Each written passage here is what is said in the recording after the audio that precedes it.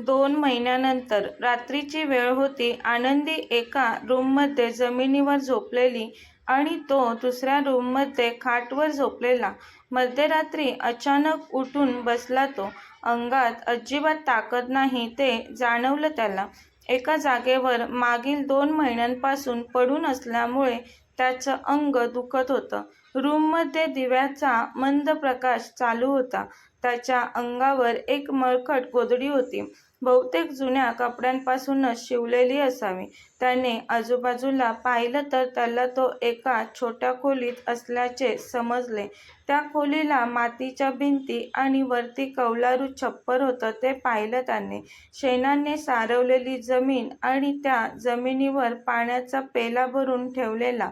त्या व्यतिरिक्त रूमभर दुसरं काहीच नव्हतं. आता तो चांगलाच शुद्धीवर आलेला. त्या लाकडी खाटवर बसून तिच्या दिव्याच्या मंद प्रकाशात तो स्वतःकडे पाहत होता. इतके घाणेरडे मळीण कपडे स्वतःच्या अंगावर पाहून त्याला किळस आली. मी कुठे आहे? तो त्या छोट्याशा रूमभर सर्वत्र नजर फिरवत म्हणाला. मी इथे कसा आलो? तो उठून उभा राहिला, पण त्याला भोवळ आली आणि तो पुन्हा खाटवर बसला. तिथे आता सुई जरी पडली असती तरी आवाज आला असता इतकी शांतता होती. सगळे झोपलेले म्हणून. त्याला आत्ताच या क्षणी जायचं होतं तिथून, पण अंगात ताकद नव्हती त्याच्या. तो तिथेच आडवा झाला. आऊसाहेब, त्यांना माझी गरज आहे. आऊसाहेब कशा असतील? त्या ठीक असतील ना? तो त्याला आलेल्या भोवळमध्ये आऊसाहेबांचा विचार करत होता. त्याला पुन्हा झोप लागली. तो झोपून गेला. सकाळी लवकर नेहमीप्रमाणे आनंदी उठली आणि तिने त्याच्याकडे एक नजर टाकून ती कामाला लागली. सकाळची तिची कामं, झाडलोट, आंघोळ, देवपूजा करून ती स्वयंपाकाला लागली. त्याचवेळी इकडे त्याला जाग आली. त्याने हळूवार डोळे उघडले. तो स्वतःला सावरत हळूवार पावलं टाकत त्या रूममधून बाहेर पडून पुढे अंगणात आला. ती मागच्या दारी स्वयंपाक करत होती. तिचे बाबा शेतात गेल्यामुळे घरात त्याला कोणी दिसलं नाही. तो काहीच अंतर चाललेला, पण लगेचच थकला. तो अंगणात जईवर बसला. त्याने आजूबाजूला नजर फिरवली. त्याला तो सर्व डोंगरी भाग आहे ते कळलं. मी इथे या अशा ठिकाणी कसा? तो स्वतःशीच पुटपुटला. ती त्याच्यासाठी वाटीत दूध घेऊन आली त्याला पाजण्यासाठी. पण तो कुठे होता तिथे खाटवर? क्षणभर घाबरली ती. कुठे गेले हे? यांना चालायला नव्हतं येत. यांना बरं वाटून चालू लागले वाटतं हे, बोलून ती त्याला शोधत पुढच्या दारात आली. दारातूनच पाहिलं तिने तर तो अंगणात जईवर बसलेला. त्याला पाहताच क्षणात तिच्या चेहऱ्यावर आनंद पसरला. ओ, तुम्ही उठलात? इथे बसलात? बरं झालं शुद्धीवर आलात. बरं वाटतंय का आता तुम्हाला? तुम्ही शुद्धीत आलात, चांगलं झालं. नाहीतर आम्हाला फारच टेन्शन आलं होतं. तिने त्याच्या कपाळी हात लावला. तुम्ही माझ्या घरी आहात. मी आणि माझ्या बाबांनी तुम्हाला इथे आणलंय. ती आनंदाने म्हणत त्याच्याजवळ आली. त्याच्यासमोर ती एक साधारण तरुणी उभी होती, पण फारच सुंदर दिसत होती.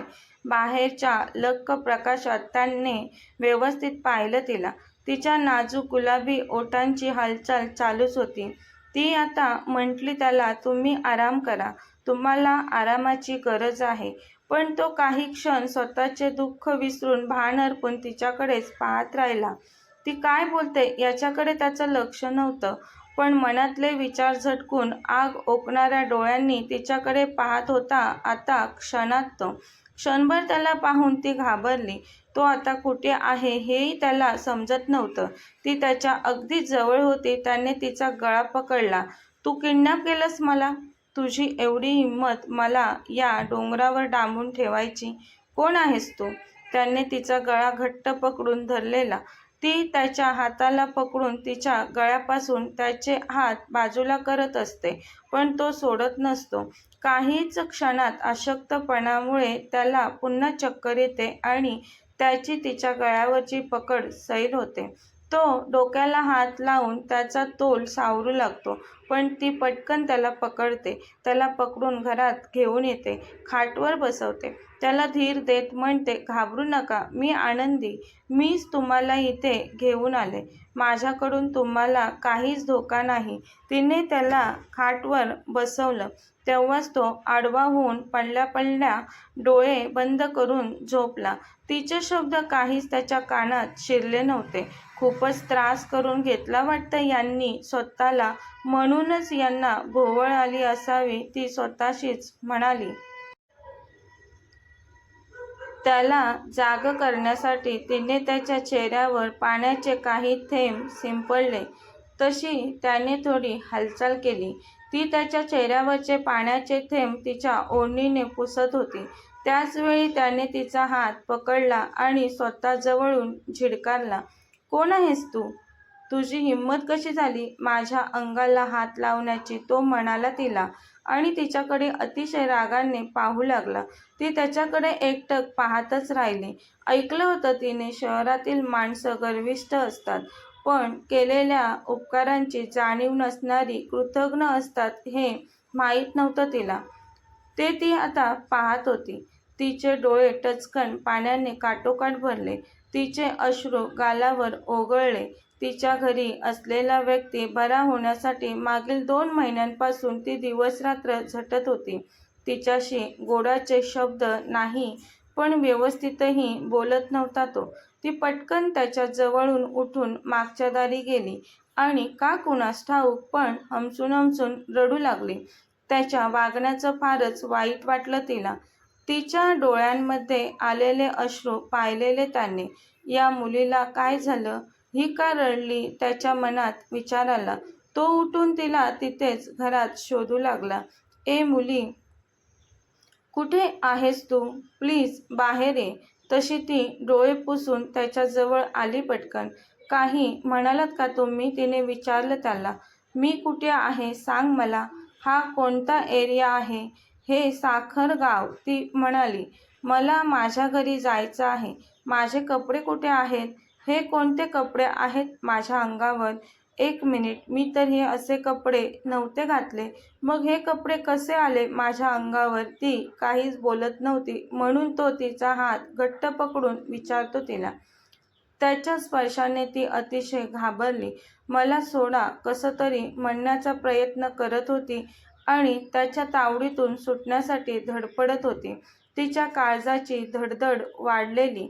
एका अनामिक भीतीने तिचं हृदय धडधड कापत होतं. तिचे बाबा पण घरात नव्हते. बाबा असते तर ते बोलले असते त्याच्याशी. अगं बोल ना, माझ्या अंगावर हे कपडे कसे आले? कोणी घातले मला हे कपडे? त्याने विचारलं तिला. ती मीच बदलले, मान खाली घालून घाबरतच हळूच म्हणाली. तिला हे त्याला सांगताना विचित्र वाटत होतं. काय? त्याने पटकन तिचा हात सोडला. म्हणाला, तुझी हिंमत कशी झाली मला हात लावायची? तेही माझ्या परमिशनशिवाय? माझे कपडे कसे काय बदलू शकतेस तू? माझ्या अंगाला, माझ्या कपड्यांना हात कसा लावलास तू? त्याने रागात विचारलं तिला. ती गोंधळून त्याच्याकडेच पाहत होती आता. तिने जीव वाचवलेला त्याचा. तिचे आभार मानायचे सोडून हा माणूस तिलाच प्रश्न विचारत होता. कोणाच्या परमिशनने तू माझे कपडे चेंज केलेस? मला माझे कपडे दे. मला माझ्या घरी मुंबईला जायचं आहे बोलत होता. तुमचे कपडे? ते तर बोलून ती थांबली. ते तर काय? त्याने रागाने विचारलं तिला. ती काही न बोलता एका कापडी पिशवीत भरून ठेवलेले त्याचे कपडे देते आणून त्याला. तो ते कपडे पाहत म्हणाला, शी, हे माझे कपडे आहेत? हो, तुमचेच आहेत कपडे, ती हळूच म्हणाली. या कपड्यांना एवढं ब्लड कसं लागलं? किती फाटलेत हे? तो पुन्हा तिचा गळा पकडतो. तू काय केलंस माझ्यासोबत? मी काही नाही केलं, मला सोडा, ती कसं तरी म्हणाली त्याला. त्याच वेळी घरी न्यारी करायला आलेले तिचे बाबा मागून ओरडले त्याला. ए सोड तिला, तिला काही करू नकोस. त्याच्या मागे तिचे बाबा त्याच्यावर नजर रोखून बोलत होते. ए पोरा, तुझा जीव वाचवला हिने. त्याची चांगलीच परतफेड करत आहेस. तसा तो तिचा गळा सोडून आवाजाच्या दिशेने वळला. बाबांना आलेलं पाहून ती थोडी शांत झाली. माझा जीव वाचवला हिने. माझा जीव घेण्याचा प्रयत्न कोणी केला म्हणाला तो. हे बघ पोरा, आम्हाला ते काहीच माहिती नाही. तुला त्या समोरच्या डोंगरावरून कोणीतरी फेकून दिलेलं. तुला माझ्या आनंदीने पाहिलं नसतं तर तुला जंगली जनावरांनी तेव्हाच खाऊन टाकलं असतं. मागच्या दारातून डोंगर दाखवत तिचे बाबा त्याला सांगत होते. 2 महिने होऊन गेले तू इथे आमच्या घरी आहेस. माझी आनंदी एखाद्या लहान बाळासारखी तुला सांभाळत आहे 2 महिन्यांपासून. नाहीतर तू जगला नसतास पोरा. मेलेल्या लाशप्रमाणे सापडलेलास तू आम्हाला. तिने तुझं खाणं पिणं शी-सू सगळंच केलं, तेही मनात कोणताही संकोच न करता. तुझा जीव वाचावा म्हणून मीही तिला करू दिलं. नाहीतर कोण बाप आपल्या एवढ्या मोठ्या मुलीला अनोळखी पोराची सेवा करायला सांगेल. तो तर ते सर्व ऐकून चाट पडतो. जबरदस्त धक्का बसतो त्याला. तो तिथेच पायरीवर मटकन बसतो. तिचे बाबा त्याच्या बाजूला बसतात. म्हणतात, हे बघ पोरा, तुझा कोणीतरी जीव घेण्याचा प्रयत्न केला. त्यामुळे आम्ही तुझ्याविषयी कोणालाच काही कळू दिलं नाही. तुला विष पाजून त्या डोंगरावरून फेकून दिलेलं. आता तू बरा झाला आहेस. तू तुझ्या घरी परत जाऊन तुझ्यासोबत असं कोणी केलं त्याचा तपास कर.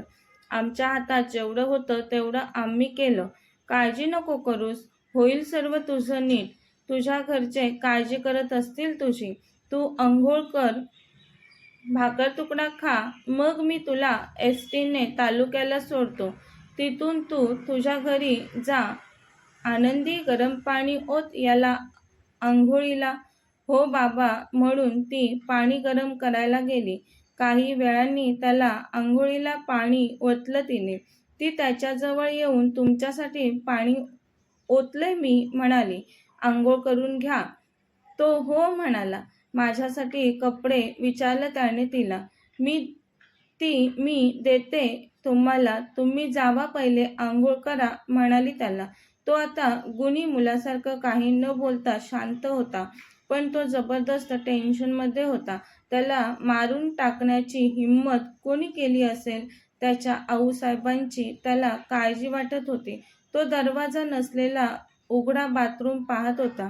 तिथे लाईटचा एक छोटासा बल्ब लावलेला. त्याला अंधुक उजेड होता. तो काही न बोलता ते सर्व पाहत बाथरूममध्ये शिरला. एका बादलीत कोमट पाणी आणि तांब्या तिने आणून दिला त्याला. कोलगेट, अंगाचा साबण कुठे आहे ते दाखवलं तिने त्याला. तिच्या बाबांची नवीन कपडे आणि त्याला अंग पुसायला टॉवेल पटकन आणून बाथरूमच्या कट्ट्यावर ठेवला तिने. त्यांच्यासाठी ती कपडे नवीन होती, पण त्याच्यासाठी ती कपडे म्हणजे खूपच चीप होती. पण तो आता पूर्णपणे भानावर आलेला. त्याच्यासोबत काय घडलं असावं याचा अंदाज मनात बांधणं चालू होतं त्याच्या. तो आंघोळ करून तिने दिलेली कपडे घालून बाहेर आला. 2 महिने पोटात अन्न व्यवस्थित न गेल्यामुळे त्याचं शरीर बारीक झालेलं. तिच्या बाबांची कपडे त्याला खूपच सैल येत होती. झाली पोरा तुझी आंघोळ बाबा म्हणाले. तो हो झाली म्हणाला. या तुम्ही माझ्यासोबत. आपण बाहेर ओटीवर बसू. त्याला कळलं काही की नाही माहीत नाही ओटी म्हणजे काय, पण तो तिच्या बाबांच्या मागून गेला. ती बाहेरच काहीतरी काम करत होती. त्याला पाहून ती एक क्षण त्याच्याकडे पाहतच राहिली. त्यानेही तिच्याकडे पाहिलं आणि दोघांची नजरानजर झाली. त्याचं शरीर बारीक झालं होतं, पण आंघोळ केल्यामुळे आज तो तिला ठीक वाटला. आनंदी, भाकरी वाढ पोराला बाबा म्हणाले तशी ती भानावर आली. किती दिवसानंतर आज तू स्वतःच्या हाताने खाणार आहेस बाबा म्हणाले त्याला. तो अजूनही काही न बोलता शांतच होता. अशा वातावरणात कधी राहिलाच नव्हता तो. आणि आता अचानक स्वतःभोवतीचं बदललेलं जग पाहून त्याला काहीच सुचत नव्हतं. ती आता घरात जाऊन पटकन त्याच्यासाठी वांग्याचं भरीत आणि भाकरी घेऊन येते. पुन्हा घरात जाऊन 2 तांबे पाणी आणून त्यांच्या पुढ्यात ठेवते. खा, पोटभर खा, भूक लागली असेल तुला, बाबा म्हणाले त्याला. त्यांच्या बोलण्यातील प्रेम, आपुलकी दिसत होती त्याला. त्याने भाकरीचा एक तुकडा मोडला आणि भाजी लावून तोंडात टाकला. तो खाताच त्याला ठसका लागला. तो खोकू लागला. तसं तिने पटकन त्याच्या समोरील पाण्याचा तांब्या उचलला आणि त्याच्या तोंडाला लावला. त्याच्या पाठीवर हलकंच थोपटत तिने त्याला पाणी पाजलं. सावकाश खा, ती म्हणाली. हे खूप स्पायसी आहे, तो म्हणाला. तशी ती पटकन घरात गेली आणि दह्याची वाटी घेऊन आली. याच्यासोबत खा भाकरी, ती तिच्या मंजूळ आवाजात म्हणाली त्याला. तसा त्याने एकदा तिच्याकडे पाहिलं आणि खाली बघून खाऊ लागला. या मुलीचा आवाज किती मंजूळ आहे. तो मगाचपासून ऐकत होता तिचा आवाज, पण आता तिचा विचार करून त्याच्या मनात चलबिचल झाली. ते दोघे जेवत होते तेव्हाच बाहेर सोसाट्याचा वारा सुटला. कथेचा पुढील भाग पाहण्यासाठी चॅनलला सबस्क्राईब करा. कथा आवडल्यास लाईक, शेअर आणि कमेंट करायला विसरू नका. कथेचे यापूर्वीचे सर्व एपिसोड प्लेलिस्टमध्ये सेव्ह आहेत. पाहिले नसतील तर कृपया पहा. धन्यवाद.